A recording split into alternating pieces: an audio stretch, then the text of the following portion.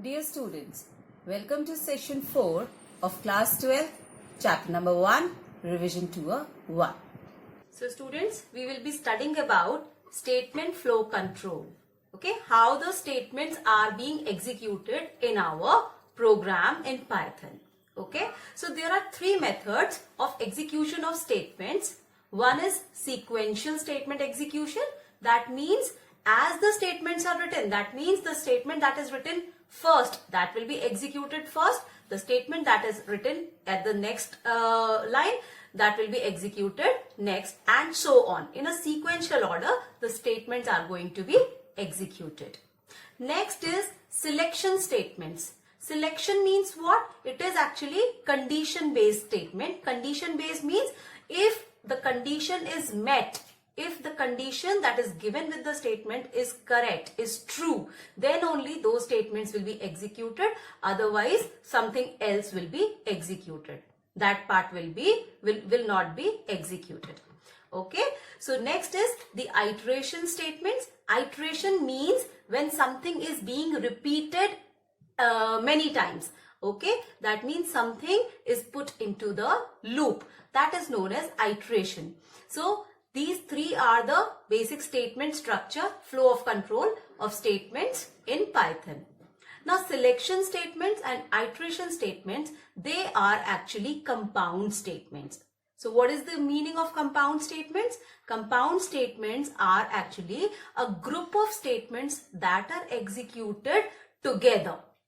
Okay, whenever a condition is met, those statements are going to be executed together. That is known as compound statement.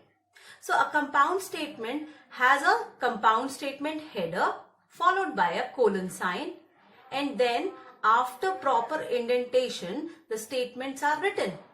So this is actually the block of statements that are executed if the flow of control comes under this compound statement header part. So that means if statement 1 will be executed, then surely statement 2 and statement 3 will also be executed.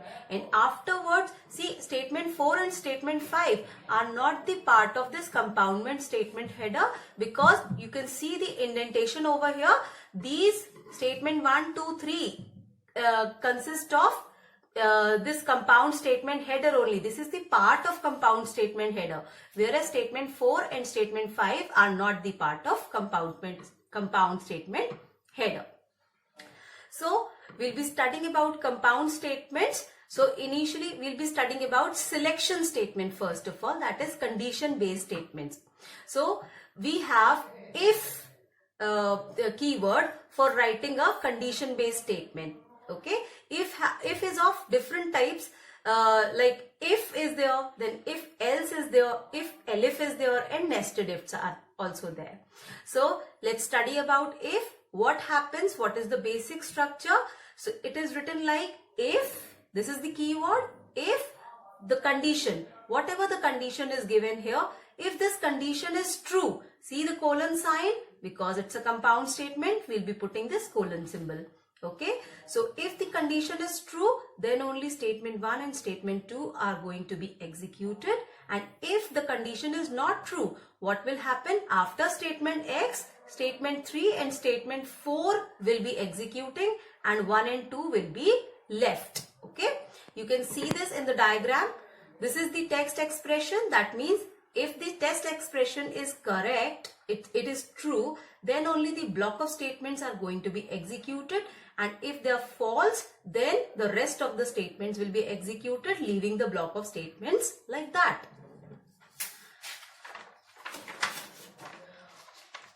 Next is if-else statement. So in if-else, what happens? There are two parts in this. There are two conditional blocks are there. If your conditional expression is true, then statement 1 and statement 2 will be executed. And if the conditional expression is false, it will go to the else part. Okay, if it is false, it will go to the else part, and then statement 3 and statement 4 will be executed. It means what? Either statement 1 or statement 2 will be executed, or statement 3 and statement 4 will be executed. After execution of this if else, statement 5 and statement 6 will be executed. Got that? You can see it in the diagram. This is the test expression of if. If this is true, some block of statement will be executed. If it is false, then another block of statements will be executed. And finally, rest of the statements, rest of the program is going to be executed here. Then we come to the third variety of if-elif. If-elif means if there are more than two conditions, okay, then at that time we cannot use if, we cannot use if-else. We'll be using if-elif to make our program more readable. How come? See, if your condition 1 is true, then some block of statement will be executed. And if this is false, it will go to elif part to check for condition number 2. If condition 2 is true, then another block of statements will be executing. If this is also false, it will move to the next block. And finally, if all of them are wrong, then else part is going to be executed, followed by statement X and Y. You can see it in the diagram. If test expression 1 is true, some block of statements will be executed. If it is false, it will go and check for test expression 2 and so on.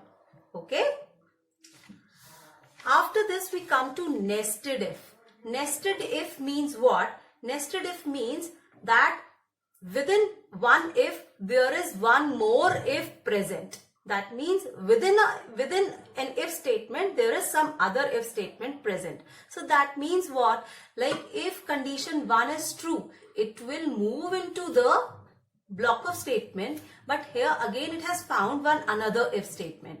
If condition 2 is true, then only it is going to move to statement 1 and statement 2. That means what happens here? If condition 1 is true and condition 2 is false, it is going to move to the else segment. Okay? And similarly, if condition 1 itself is false, then it will come to else part. Okay?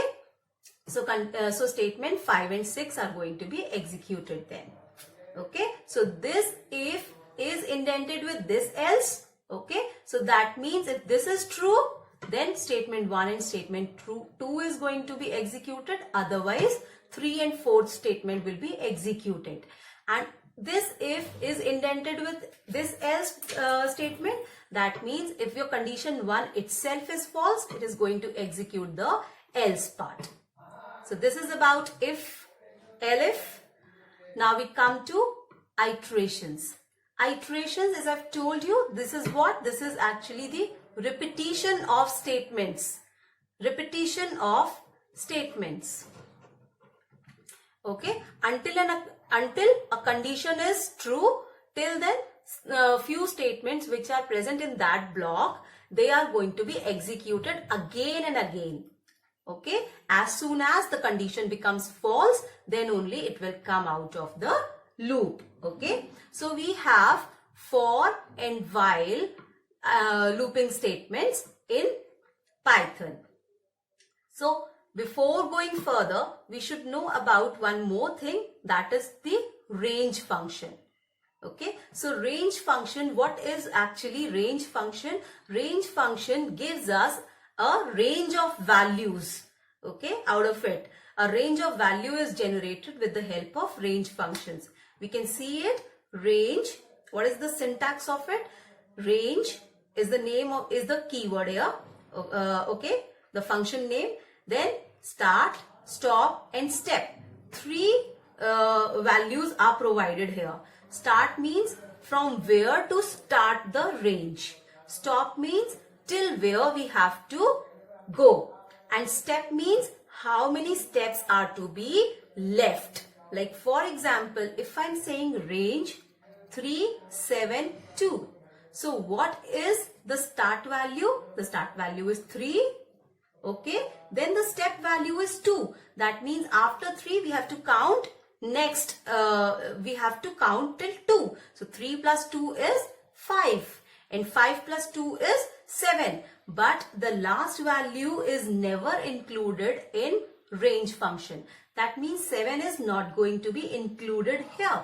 So this means it is going to give us values 3 and 5 only. Next variation to range function is when we are just giving one value here. We are passing just one argument here, that is the stop value. Okay, this one argument, when we are passing just one argument, that means we are just giving the stop value to the range function. So, and it is going to start with 0. So what all, and no step is there, that means the step is 1 by default. Okay, so what all values are going to be generated here? It will start from 0. 0, 1, 2, 3, 4, and will 5 be included here? No, 5 will not be included because range function always exclude the stop value here. Okay, next just see, have a look. Range 10, 0, minus 2. That means the starting value is 10. Okay, it has to stop till 0 and step value is minus 2. So 10 minus 2 is 8. 8 minus 2 is 6. 6 minus 2 is 4. 4 minus 2 is 2 and 2 minus 2 is 0. So again 0 is not going to be included here. So this is all about range. That's all for this session. Now we'll be starting with loops in the next session. Thank you.